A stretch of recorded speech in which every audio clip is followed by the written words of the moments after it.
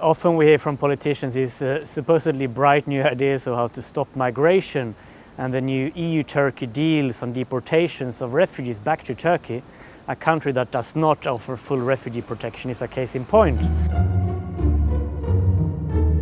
But we need to look back a bit in history, and that's what I've done in my work, looking at earlier examples of precisely this type of deal. This is not a new thing, it's been happening, it's been tried and tested many times. One case and one pioneer in terms of these deportation and policing deals is Spain in West Africa during an earlier migration crisis on the Spanish Canary Islands in 2006.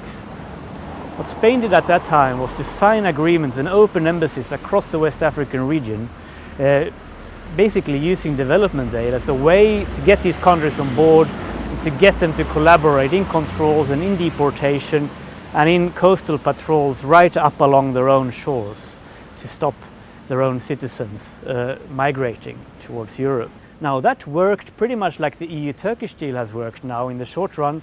You stop that route for a while, as long as you're keeping that other government on board, you keep offering them some sort of concession for participating. But what did happen in the West African case was that eventually more and more West Africans start to use the desert route towards Libya and onwards towards Italy rather than the Spanish route. You push the route somewhere else.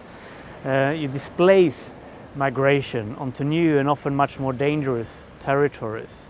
So one key difference between what Spain did in West Africa and what the EU now is doing in Turkey is that West African countries here, Senegal, Mauritania, Mali, the Gambia, are not precisely rich. They don't precisely hold a lot of negotiating power in relation to the EU. At least they didn't at that point, and they were quite happy for Spain to open embassies, launch development programs in a very short-sighted manner, and they started to collaborate in controls. Now, with North African countries such as Libya in earlier years, Morocco, Tunisia, and now also in the Turkish case, we have a very different dynamics. These are countries that have a lot more at stake in migration. They can use the very idea of this migration as a threat, as a means to put pressure on Europe to provide larger concessions, both of a political and of a financial kind. So we're creating here, in a way, a spiral of higher and higher demands from these countries who know that Europe is in panic about migration and who know they can use it quite strategically.